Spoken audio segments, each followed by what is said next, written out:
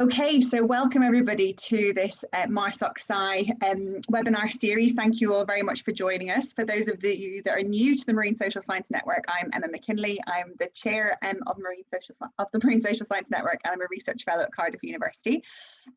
We've been running webinars for about the last 8 months or so, covering a range of different themes. And today we're really lucky to have the fantastic Coastal Routes team with us, Emily and Hannah. They're going to be talking to us about the social fish, I can't say that word, the podcast, I'll let you guys say it, and the Coastal Routes Radio. Emily is a master's student at the University of Guelph, where she researches alternative seafood networks and works as a communications lead for the Coastal Routes Network. And Hannah is a human ecologist and postdoc scholar at the University of Guelph as well. Her research focuses on the human dimensions of fisheries and fish conservation through hatcheries and stocking particularly. So they're in a great position to talk to us about these themes, but also about all of the work they've been doing through the Coastal Routes Radio over the last few months. So I'm going to hand over to you guys to share your screen, and then we will be doing Q&A afterwards. So please pop your questions in the Q&A box. If you have any technical issues, pop them in the chat function. Let us know who's here, who you are, but if you could pose any questions to Hannah and Emily in the Q&A box, that would be great. So handing over to you guys now. Thanks. Good morning, everyone. Thank you so much for having us and for the invitation to do this webinar. It is a pleasure. We are big fans of the MarSocSci network and have really appreciated the work that they've done. So a special thanks to Emma and to everyone who helped us coordinate this. We're going to introduce ourselves, I guess, here in a moment, but I just want to kind of give a better overview of who we are and to apologize that Dr. Philip Loring was unable to join us this morning due to some personal issues that arose at the last moment. But today we're going to talk about podcasting and its role, particularly in scholarship, but also as a storytelling method, because ultimately I think we come from the perspective that all science is a form of storytelling. So you'll start, sorry. It's about 5 in the morning for me because I'm here in Alaska, so I apologize if it is obvious. But let's go to our first slide. I want to start, as we often do here in Canada, with a land acknowledgement. So as you've heard, Emily and I are both at the University of Guelph. This morning I happen to be in Homer, Alaska on Dena'ina territory, but the University of Guelph is located on the ancestral lands of the Attawandaron people and the treaty lands and the territory of the Mississaugas of the Credit. And as settler Canadians, we all recognize that we are uninvited guests on these lands and that our being here is inherently part of a legacy of violence and displacement. And so we believe that we must be continuously unlearning and decentralizing colonialist thinking and action in all that we do, particularly with our work with the university. In doing so, we recognize the significance of the Dish with One Spoon covenant to this land, and we offer our respect and our gratitude to the Anishinaabe, Haudenosaunee, and Métis neighbors as we strive to strengthen our relationships with them. So I'll let Emily start here and just introduce ourselves with a little bit more detail.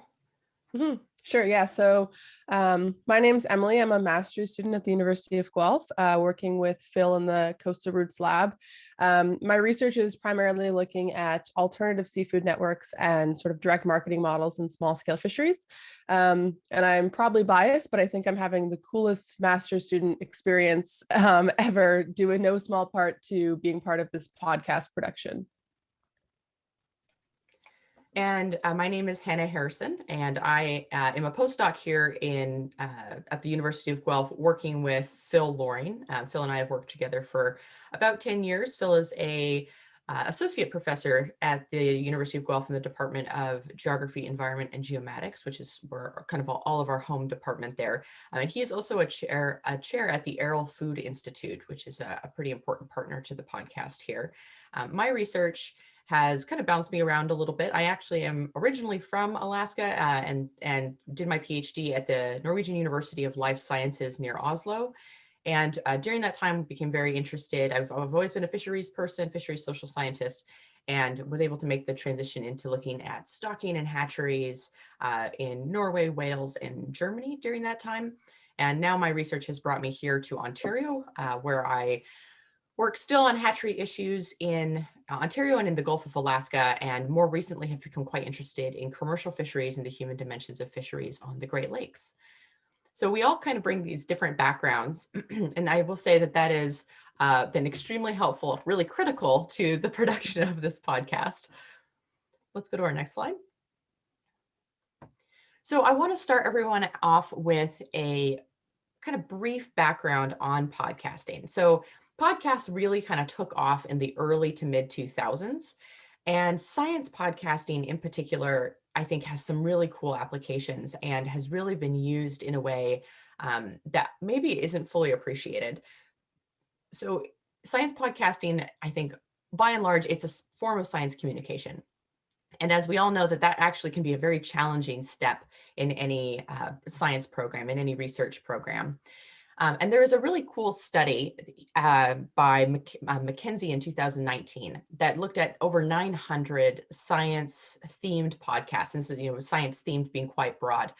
But one of the things that was really highlighted through that is that the number of podcasts about science in whatever variety has really grown over time, and that science researchers and educators are some of the most prolific producers of podcasts. You can see this is a figure from that paper, and you can see in that top chart that it's scientific researchers and educators who are really getting behind the production of a lot of those podcasts. But interestingly enough, the affiliation of who's producing podcasts isn't just based in universities. And often people are making podcasts almost, it seems like, as a side project or something that isn't necessarily affiliated directly with what their maybe main source of work or main source of research support might be.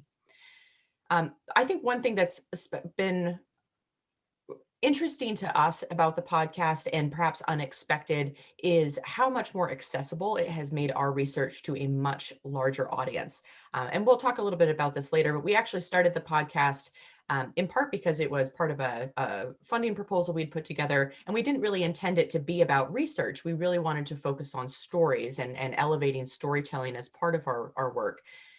But we found that it really changed who we were engaging with, and it allowed for incredible networking between ourselves and practitioners and other people who are definitely interested in the topics that we work with, but who aren't necessarily within an academy or a research capacity.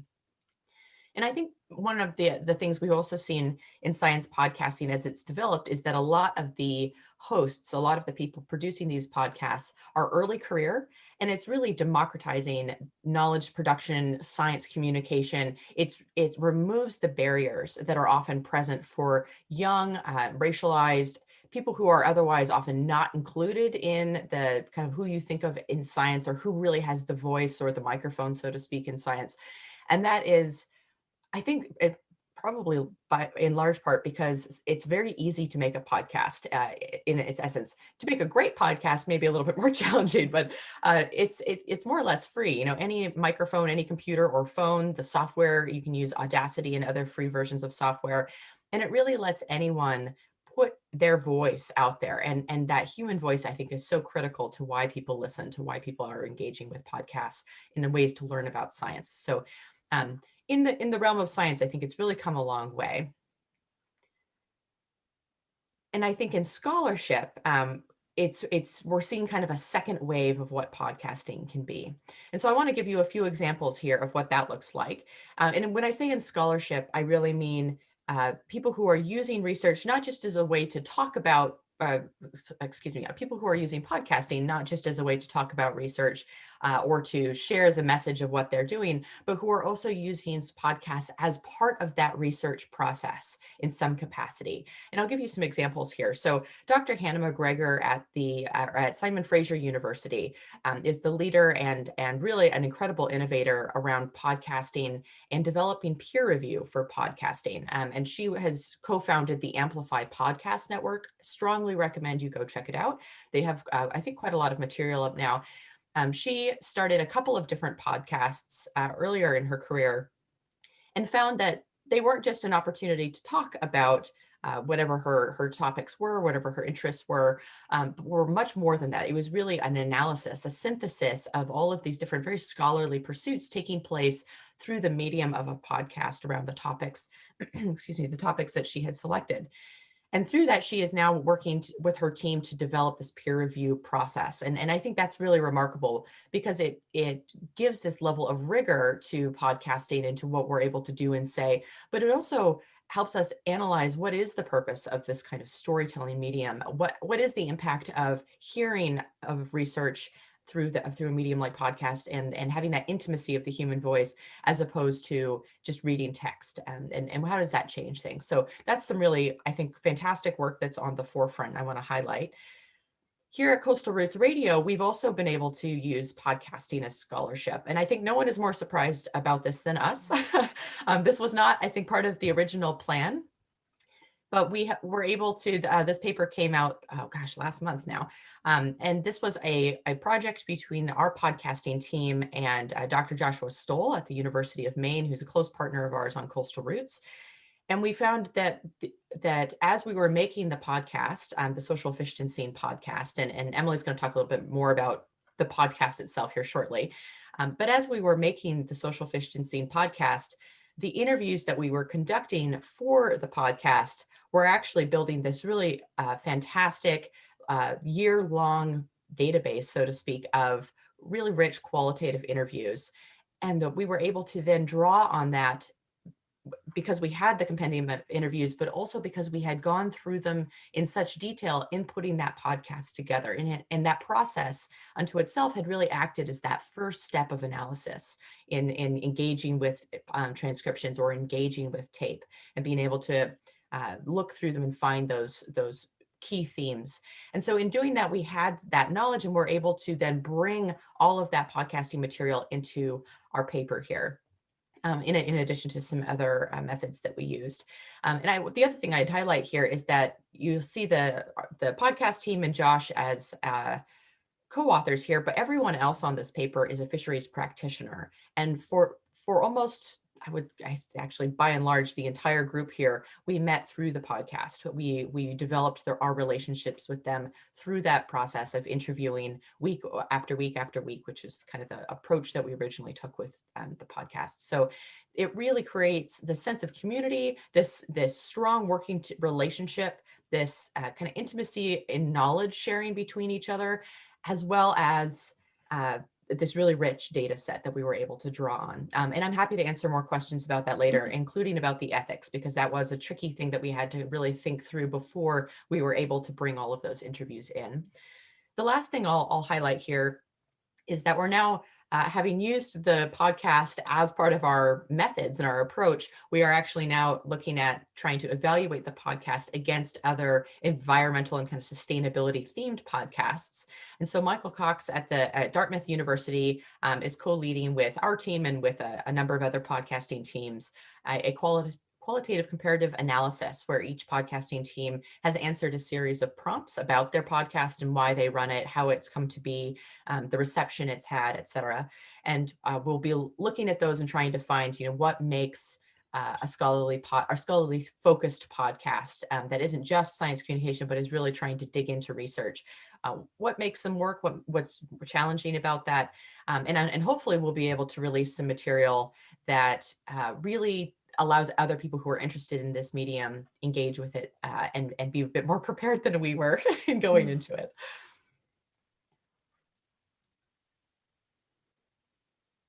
So Coastal Roots Radio, let's maybe dig a little bit into our podcast itself. I'll start here by saying that Coastal Roots Radio is kind of our mothership, our umbrella of the podcast. And within that, we have a few different audio products. Social FISHtancing is kind of volume 1, our flagship podcast.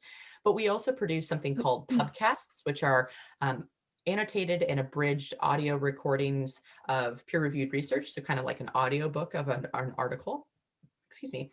And we also do research notes, which is kind of our way of doing dispatches from the field. It's a way that our undergraduate researchers in our lab are able to share their stories and kind of engage with the larger world about what they do. And so within this, I think it's important to talk about where the idea and the funding came from.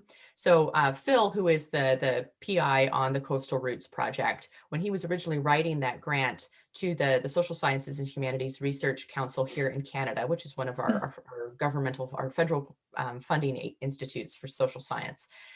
When he originally wrote that grant, he was interested in doing some sort of podcast. And when he hired me on to work with him, he said, I really want to do this. I think it's great. I have a strong background in public radio. So we felt that this was something that was both up our alley and in our interests.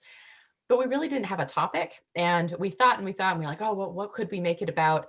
And then we decided that the world needs another podcast about nothing, like it needs a hole in the head. So we thought, you know what, let's wait until the right topic comes to us instead of trying to force something out. And so that was kind of the approach. And then a couple of days before we were sent home to work from home, in what feels like in perpetuity, we were like, you know what, this is kind of the opportunity. And that was largely in part because we were hearing some really interesting stories coming out of our network as COVID really began to ramp up last year, mid-March of last year. So that was kind of where it came from. So it was originally written into the funding as part of our knowledge mobilization plan and outputs, but it came from COVID and of course not something that we could have foreseen in the future. I think that's all I wanted to mention about that. And I'll kind of turn it over to Emily here to talk much more about the detail of how the podcast is made. Yeah, for sure. So I'll take over and chat a little bit about the making of social FISHtancing and the production, what goes into producing an episode. So in terms of choosing the format and the podcast format, like Hannah's already said, this was something that was part of the Coastal Roots project even long before I came into the lab. And so I had heard ideas of a podcast for a little while before we actually settled on social FISHtancing. And like Hannah said, we were hearing stories from different people in our network and just folks that we passed who were telling us how things were changing or being impacted. And Hannah and Phil definitely saw this as an opportunity to launch our first podcast series. And given how quickly things were changing with the pandemic, especially in those first few months, a podcast seemed like a really appropriate method that would allow us to capture stories, interview people regularly, hear their stories, and share them equally as quickly as we were hearing them. Obviously, like Hannah said, that paper just came out last month, a year into the pandemic now. And so we didn't really want to take that approach and sit on all of these stories for an entire year. Rather, we felt that we could be more impactful and more effective if we shared them quicker through this podcast. And more to that, we were able to reach non-academic audiences, which, like Hannah said, has been a huge passion of Hannah's, Phil's, and mine, this aspect of knowledge mobilization and getting that information out there and making it more accessible. And so the podcast was really the perfect format for this. And again, none of us would have ever predicted that this would be the topic of our first season, but I guess we made some lemonade from lemons here. And so I kind of want to walk through the process of choosing an episode theme, interviewing our guests, and then the production and distribution of the final product. So in terms of choosing themes and episodes, I think underestimated how, I think maybe in the beginning, we definitely tried to manage our themes and our episode topics. We populated this large list in Excel. We had different episode themes based on region. So some of them were focused on the Great Lakes, or some of them were focused on, the West Coast of the US. We did an episode on islands where we looked at places like Hawaii and the Caribbean and Latin America. And we thought that we would just populate these themes again based on regions. Some were based on topics, things like community supported fisheries or online sales, the emergence of technology and social media as a result of COVID. We did even an episode on shellfish. But in the beginning, we tried to sort of pre-populate all of these ideas and then interview our guests, hoping to get the information that we thought would fit those themes that we already had in the back of our mind. And what we quickly realized was that it was far more effective to interview our guests, and we were finding storylines just naturally occurring from the interviews. And so we kind of kept that populated list of ideas in the back of our mind, but kind of as we got more comfortable with the podcast process, more familiar with our guests and the kinds of work that they were doing, we noticed that the storylines were just emerging from the interviews themselves. And so we would usually, like Hannah said, week to week, we were interviewing a handful of people each, and we would pull common themes from those interviews and try to find a similar storyline across all, usually it was 4 or 5 interviews, 4 or 5 people that we spoke to weave together those narratives. And they seem to naturally occur over time, especially sort of as we got further into the pandemic. I feel like we were hearing a lot of similarities in stories, in the ways that people were being impacted and responding, which made it a little bit easier as well to weave those narratives together. And then in terms of the interview process, the way that we recruited our podcast guests was primarily through our own networks, our pre-existing connections.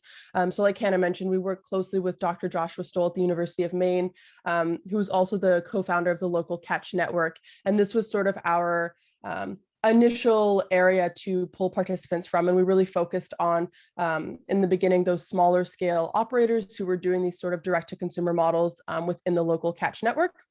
And then we also continue to recruit through social media and again, through our own networks. And kind of as COVID progressed, we also found ourselves, scouring news articles and hearing different things coming out from around the world, and then trying to get in contact with the people that we were reading about in news articles who we thought had really cool stories or really interesting ideas that we wanted to amplify on the podcast. And so the initial sort of recruitment was very organic from our own networks, and then we reached out through other means as we went along. And we didn't really have any sort of structure or expectation, I guess, from the interviews in terms of like a formal interview guide.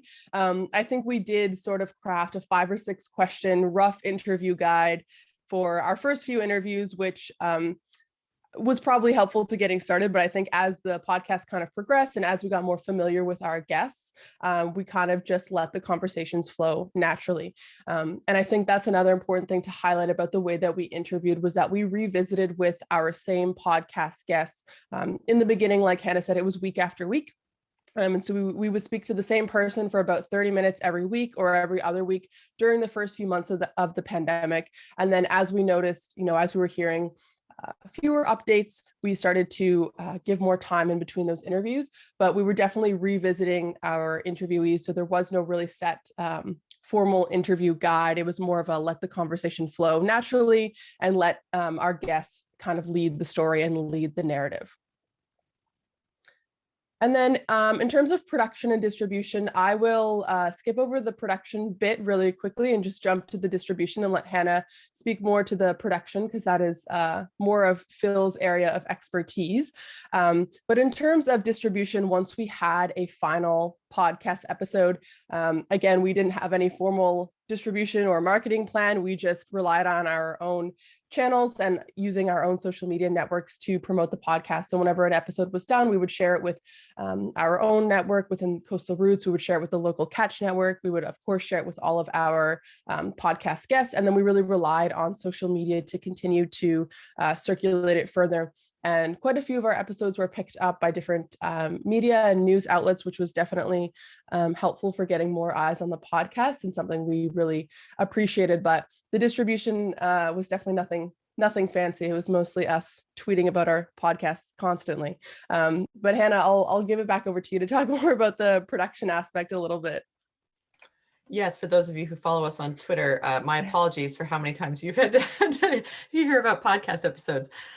We do talk about other things, but not often. So yes, the production is, I'll just kind of dig a little bit into the nitty gritty here. We use a program called Hindenburg, and we do use a professional version of that. I will say it's not cheap, but it is, in our experience, easily one of the best programs that's most versatile in terms of what it offers you. We use a couple of filters, and essentially we're trying to, because we're conducting every interview via distance. It's funny, we've actually never sat down, the 3 of us, in the same room to record an episode. And thank goodness for Zoom. But we use a couple of different filters to be able to help kind of clean up bad audio from phone calls. Sometimes people are calling in by phone. Usually we try and get folks on Zoom, but and then connectivity issues. There's a lot you can do via the editing process to clean those things up and to really give everybody a little bit more richness and make them sound on the podcast the way they sound in person. That's kind of our goal there. not trying to filter everyone, just trying to give them the full range of their voice. So we do include, I use a couple of filters, but by and large, the editing process is something that Phil really took on early and has mastered. And we are so grateful because it is a very time-consuming and demanding process. We split all of the tracks. So I should say we record on Zoom. We work off of a script that we have to then try and try to read verbatim without sounding like we're reading it verbatim, which is its own skill set. And then we take that track and Phil will divide out our different voices and then add in the voices of all of our guests. We take whoever conducts the interview is usually responsible for taking the timestamps of the content that we'd like out of that interview so that he can just go right to the folder where the tape is and pull out just what we've asked for. And then we also usually include music, which we get from the free music archive online. And we look for things that are available, not for commercial distribution, obviously, but for attribution or that have the appropriate copyrights for that. And then we add all of those things together. Often there's many, many tracks within one file. And he really does some incredible work just trying to finesse that together. And it's certainly a learning curve like anything on just how to add just enough space. It's funny how, particularly because there's so many great podcasts out there, we're used to how really good ones sound. But there's also just a way that humans speak with each other and the way that our voices click together without sounding like we're interrupting. So you just have to kind of find out how much space should be between voices. How many ums or ers can you leave in somebody's interview while still taking out a few so that they sound a little bit more fluid and smooth and aren't interrupting themselves. We did put together which is fresh off the presses this morning, I will say, we did put together a protocol for this. It's based off of our Pubcast protocol, which we've also released at the Coastal Roots website under Learn. And I've just put it there in the chat. But this is essentially directions on how we make our podcast. Everyone does theirs differently. So this is really just what worked for us. We did the same thing with our Pubcast because we wanted people to be able to kind of replicate what we did and draw from a guide more or less if you're interested. So you can look there if you'd like to see more details about the production side. And let's go to our next slide here, Emily. Yeah, so I can start off talking about some of the challenges that we faced with the podcast, which I don't think there were too many. I think this was largely a very positive and fun and easy experience for all of us. But just to talk about some challenges for folks who are curious, I would say one of the biggest ones was the technical aspect. Like Hannah said, the three of us have never sat down to record this together. We've done everything entirely over Zoom. And that presents, as I'm sure all of you are familiar with by this point, its own unique set of challenges. So dealing with spotty internet connections. A lot of folks have, like a knowledge barrier of using Zoom or things on the computer. Some of the folks that we spoke to weren't quite sure how to get on Zoom or how to log into it. And so that kind of presented its own set of challenges. We also had folks who didn't quite you see Hannah and I are sitting down here with our big headphones and microphones. Nobody that we spoke to was doing that. And not everybody understood the importance of sort of having a quiet space to speak. So we had a lot of folks who were maybe, like Hannah said, calling it off their phone, maybe they're in their car, they're talking to somebody else. So that was a little bit challenging to kind of get good audio from everybody. But like Hannah said, Phil did a really good job of cleaning up some of those pieces that were a little bit more challenging or not as clear as we would like them to be.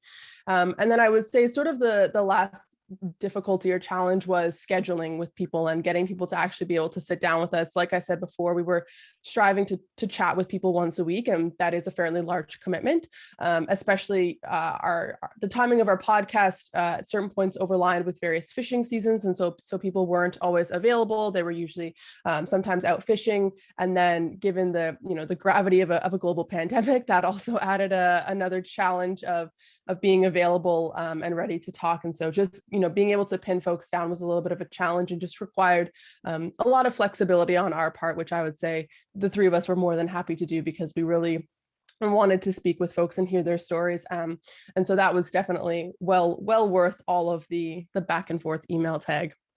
And then in terms of opportunities, I'll speak briefly to how the podcast is feeding into research, and then I'll hand it back over to Hannah to talk a little bit more about that and some of the inspiration for Coastal Roots Radio and next steps. But I guess I'll speak from my own research standpoint in that this podcast is actually directly supporting my current thesis work, which is working with a lot of similar operations to the folks that we interviewed for the podcast. So doing sort of direct sales, small scale alternative seafood networks, community supported fisheries.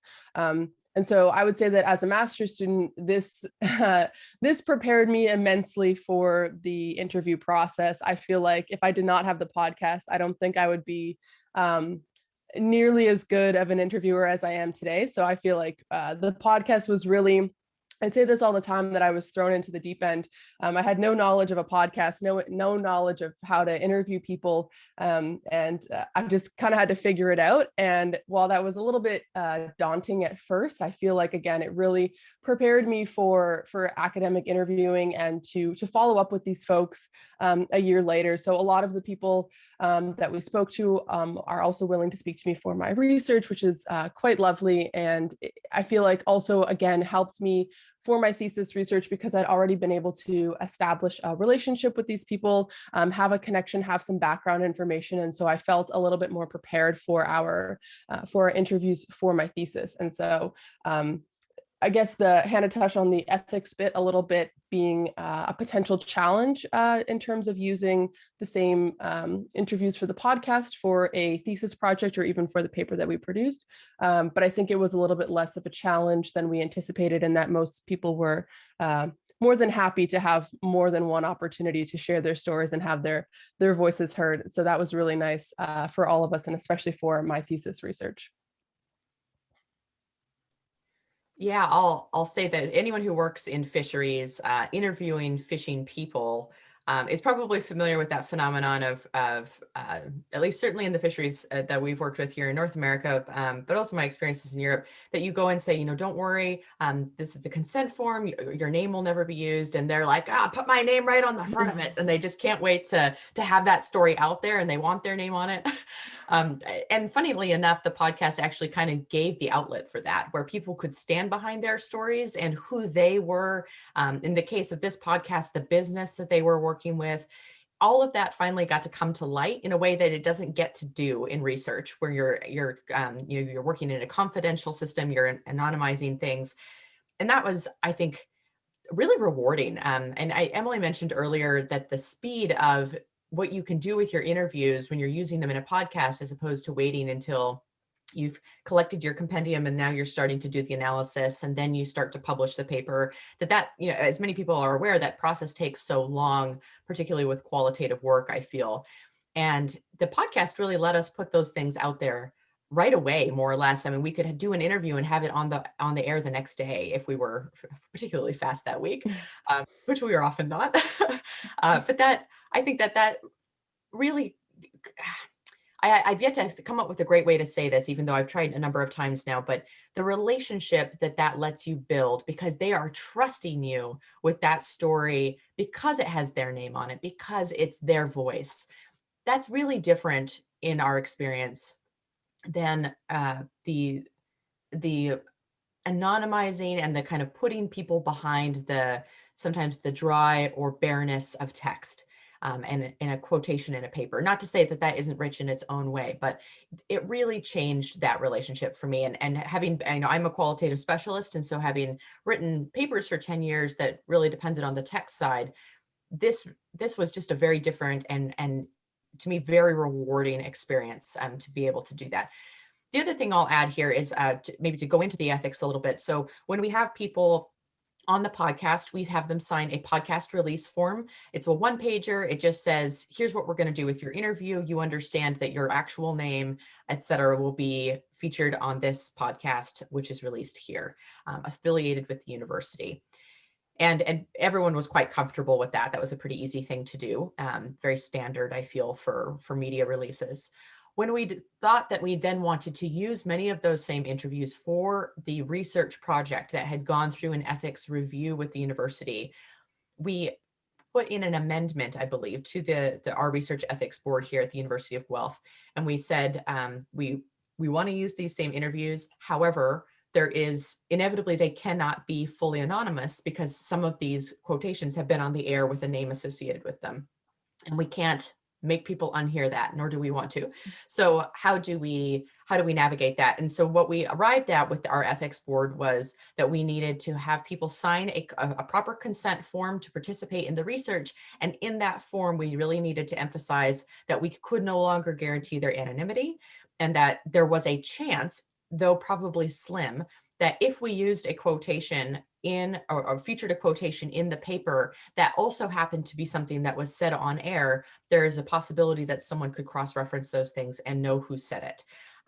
Again, not a problem for the people we happen to be working with. They were all very happy to sign that consent form and eager to take part in another piece of this project with the research itself, and share their story, as Emily said, it in that way as well. But that's certainly a moment of pause. We really needed to stop and figure that out as we realized that we wanted to use these interviews for this paper. So, and that when we published this paper, the conflict of it, this is the first paper I've written where the conflict of interest statement was not null. We did need to say, these are people, the people who participated as co-authors, some of them also participated or contributed, I should say, their knowledge as data producers, I suppose, within the paper. It's kind of funny how the title changes there.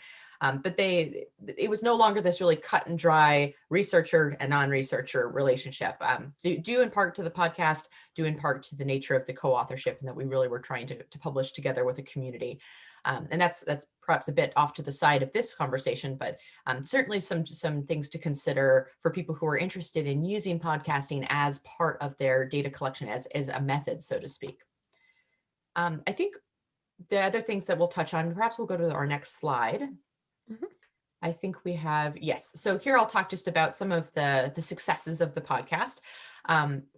One thing I'll start with that isn't on this slide is how deeply rewarding this has been, particularly in a very isolating crisis, to work together. Emily and Phil and I have known each other for a decade, but Emily had only been involved in the lab for about a year, probably less than, I guess, wasn't it? Mm-hmm. When the crisis hit and we all were sent home. And so this was such a really cool and unexpected opportunity to bond and get to know each other as a team, and to, we really needed to depend on each other in a way that maybe traditionally you don't, in particularly as Emily in the student capacity was developing her master's project. Often it's kind of, the supervisor is guiding, the student is doing a lot of that work and seeking advice. But in the way of the podcast, all of us were really new to podcasting, even if we had kind of other separate experiences that contributed toward it. And we needed each other. We could, not one of us could have done this alone. Really, not two of us could have done this alone. It took all three of us to be able to do this amount of work. And I think that was just such a rewarding experience to do all of that together. I'll say some of the other successes that we've had here. People are very interested in podcasting as in scholarship, in the way that we make the podcast in particular. We've actually done an episode on how we make the podcast in addition to the protocol, if you're interested in that. But we've been featured in a number of radio stations here at the MarSocSci blog. We've been able to write about that. So thank you for having us there. And people are also interested in our pubcasts and some of the other products we make as well. And that's been really wonderful to be able to share those things. Not a direction I thought I would be going in that year of my postdoc, but wonderful nonetheless. And I will say the University of Guelph has been nothing short of very supportive of this whole thing, in part because we have funding for it. As I mentioned, it was part of that SHRC grant that we got. And so we have the justification to spend the time on this, because it is time consuming. Because we have the funding for it. And so that I strongly recommend, if you're looking for a way to more formally support a podcast, write it into a funding package of some kind, so that you can justify the time. And to be able to invest in nicer equipment, it certainly does make a difference. And most recently, we've been nominated by the University of Guelph for a SHRC Impact Award, which is a fairly prestigious award here in Canada. as a reflection of the knowledge mobilization effort and the innovation and novelty of what we've tried to do here. So that's been really cool. In general, it's just opened up so many doors that we really couldn't have anticipated, particularly as we all sat at home in our home offices in sweatpants. And I just wanted to also mention again, the group paper that we're working on. These are all of the different podcasts that are involved in that, including our own, which I haven't listed. But what an incredible group to be working with. And again, never probably would have intersected otherwise with these different teams, except that we're all interested in this podcasting together. And I think that's, of course, to mention where the future of Coastal Roots Radio is going. So we have wrapped social FISHtancing. We produced our last episode a couple of weeks ago.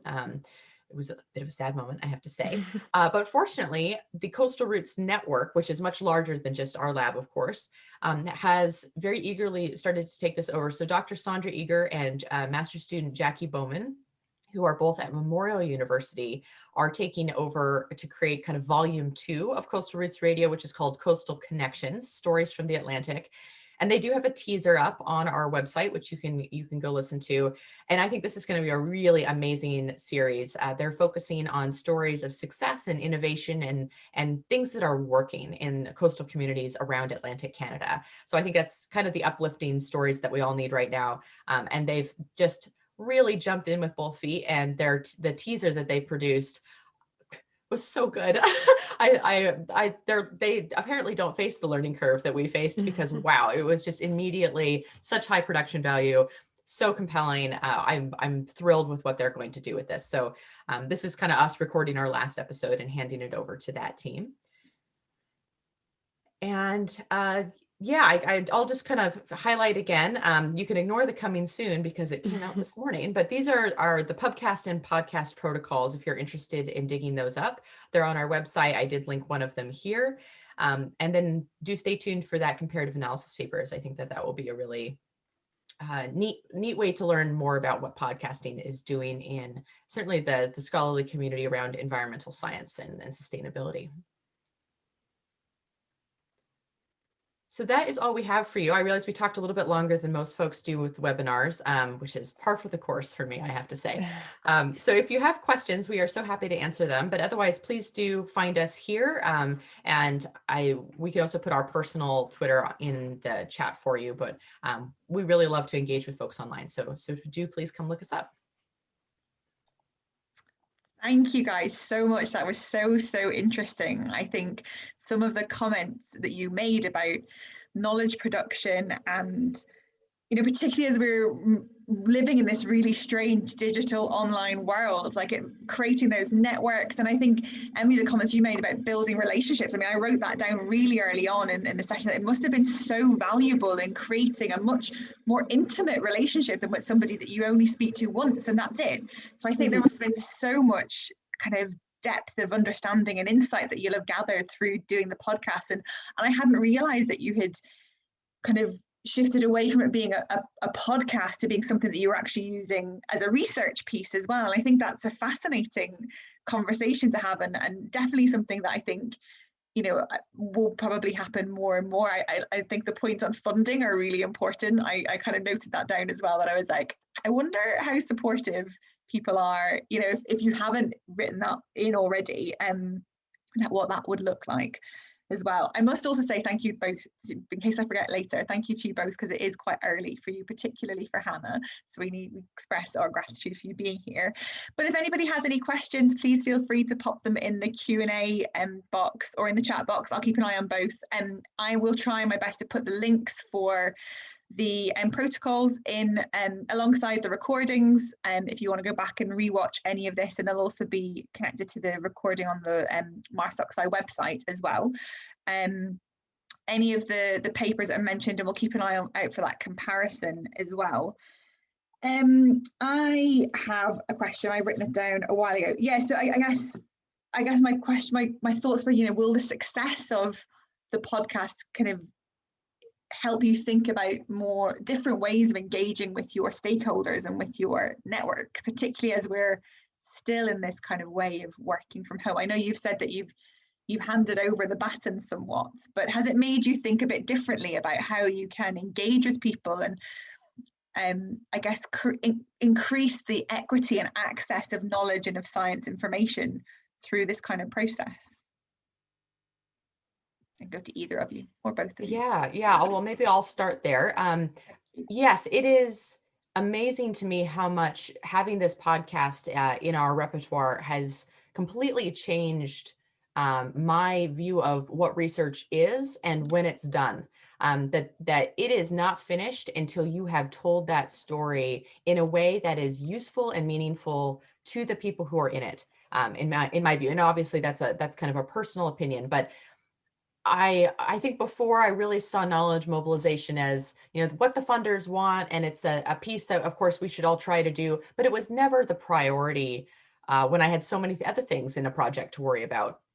And at this point in the grants that we've written since, I would almost see this as kind of what we lead with, almost that we're able to center the research as a storytelling package almost. And that obviously the research will be a very fundamental and rigorous part of that. But ultimately, we're leading with peer-reviewed papers are almost the last thing I add now of what outputs we will put out. That podcast episodes, I put here in the chat, Emily put together this phenomenal story map on ArcGIS, but this kind of compendium of all of the headlines that we followed during the course of making this podcast, and all of the different ways that this medium has allowed us to just capture so much more of what everyone does. Especially when we're doing this qualitative work, we engage with so many different types of information, and this really just let us capture and do more with more of it. So I guess to more succinctly answer your question, it has radically shifted my view of what research is when it's done and what it involves. Mm-hmm. And really has recentered my focus on the people who are engaging with us, and certainly our gratitude toward them, because without them, we are nothing, podcast wise. Yeah. And ways that we can tell their story in a way that's valuable to them. Maybe Emily has more to add to that. Mm-hmm. I would just add that I think one of the coolest parts about the podcast was being able to give something back to the people who were telling us their stories and giving us their time. I think it was really cool for them to, listen to the first episode and hear themselves on a podcast and share it with their friends and family. And for me, that was really exciting to have people, send us emails being, thanking us for the time. And for me, that was really cool to be able to give something back where they could, hear their stories and hear other people's stories. And they also felt connected to the other people that were, in the same episodes as them. And like I said, they were excited about it. And that was really, really, really cool for me. I think that's a really important part of it, because so often we pay lip service to that. We kind of say we'll do a debrief to our participants or we'll send them a paper or a report, and it's not that kind of, it's not something maybe that you, as you said, that would be meaningful and useful and enjoyable for them. It's what we as science-based people, as academics, find easiest for us. And I think that moving away from that, I think that's a really brilliant thing to have done. And I thought the comments around breaking down the barriers for early career researchers, for non-academic practitioners, and for people kind of that you wouldn't traditionally maybe include in those kinds of conversations. I think that's really valuable and really interesting, particularly at the moment when I think actually moving to this sort of digital way of working, I think that's had to happen. And I've definitely seen when I've attended conferences and things, I've seen people I know are maybe quite early in their career asking questions and getting involved in conversations that I'm not sure they would have done if it was in an in-person format. And so I think that it kind of levels the playing field a little bit if you're just on a screen, right? And I think it sounds like it's been a fantastic experience. I mean, as I said before we started, the diversity of topics that you guys have covered over the series is fascinating, and I really encourage everybody, if you haven't listened to the episodes, please, we'll link to the website, but do make sure you go and have a listen. There are some brilliant sessions.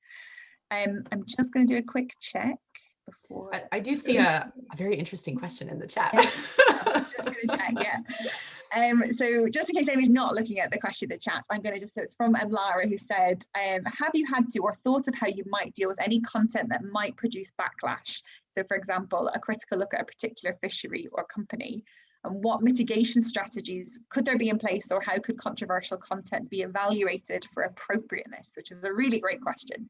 So I'll hand over to you guys for that. Good question.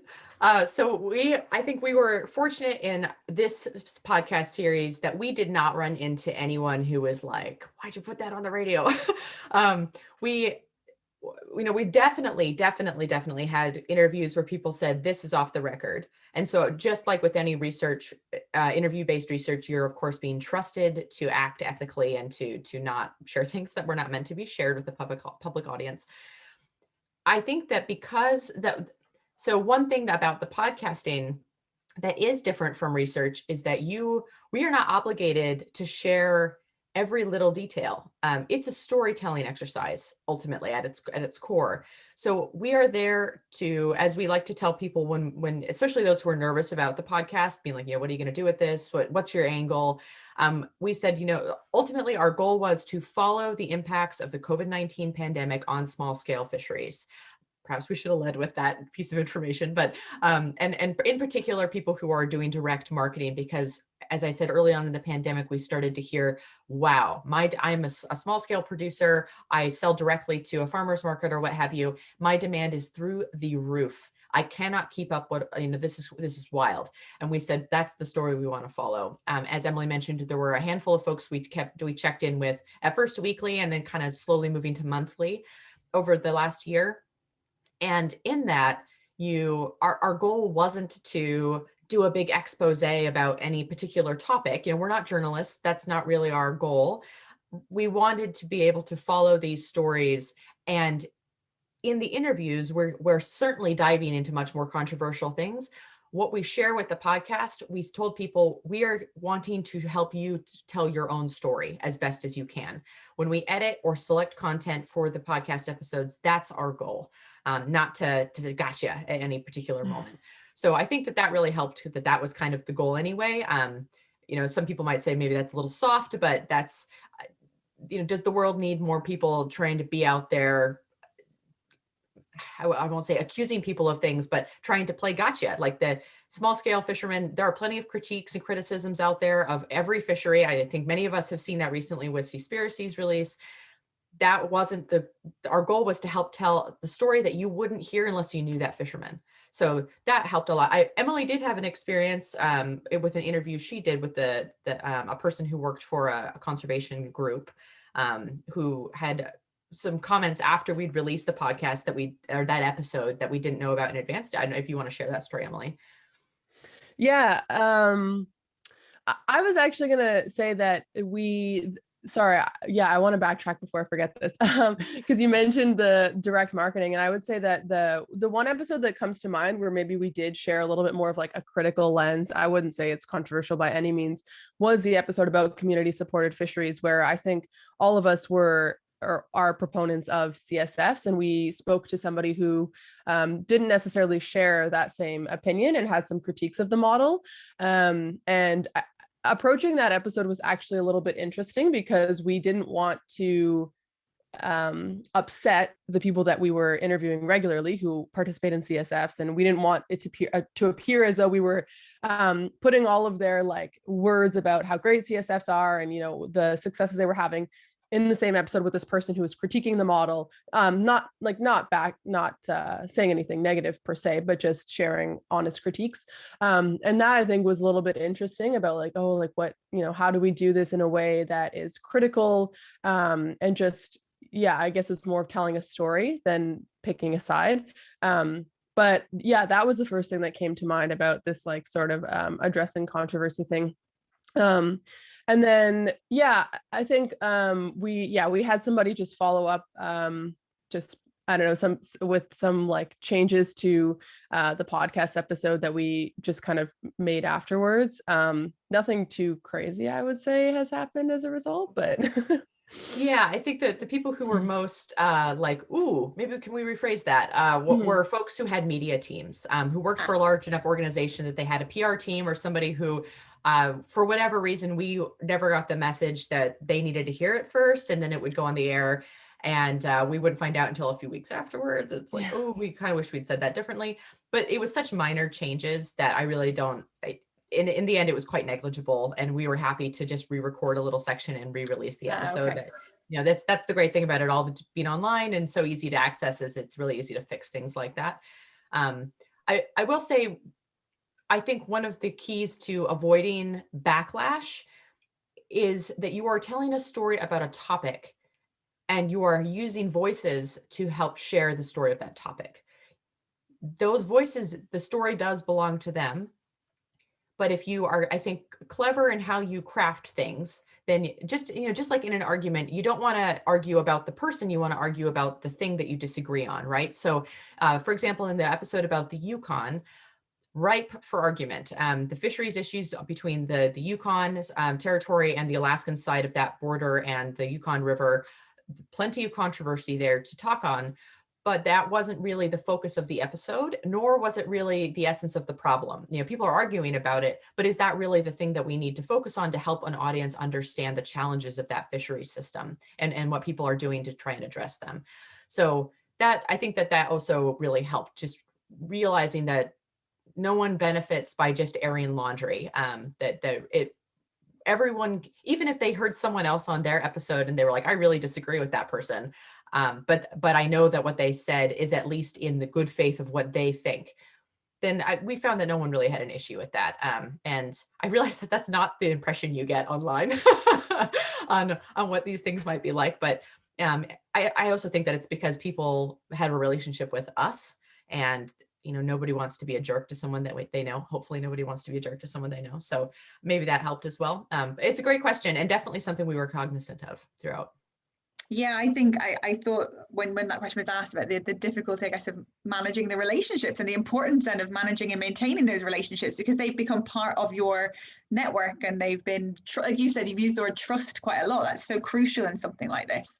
And it reminds me, I think, from what you've said about your experiences, reminds me a little bit of some of the talks I've heard around the use of the community voice method, where people are interviewed on camera and then a film is made up, and it almost serves to reduce tension and reduce conflict because you've built up those relationships and you can see things from other perspectives and it's a little bit more neutral.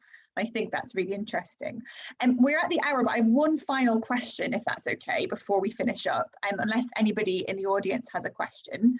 I'll give it a second in case one comes up.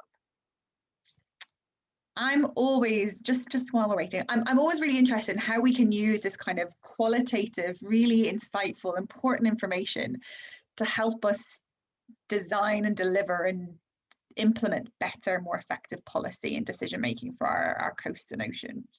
So I guess my question is kind of, have you had any experience, or do you think there's a role for this kind of data, for this kind of process in supporting sustainable management, sustainable decision making, effective decision making for coast and oceans, particularly because of the points you made about the speed?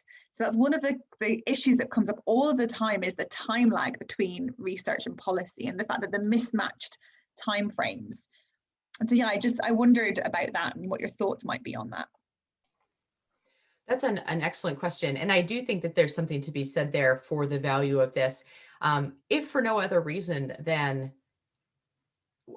as I think Emily alluded to earlier, we could not believe how similar the stories were across the continent, and even internationally. As we interviewed throughout the year, you see a headline on the West Coast, you'd have an interview on the East Coast, and they'd give an almost verbatim explanation of the problem they were facing, and they would be identical. Different fisheries, different species, identical problems, just different packaging. And that, I think, is so remarkable and so underappreciated. And this isn't like a new problem. We know that there are good solutions that just need to be translated to different contexts appropriately, throughout anything in marine science. And this gives the opportunity for a lay audience who is in the position to actually do something about some of their problems. Researchers are often the least suited to step in and help with anything. Practitioners have that power.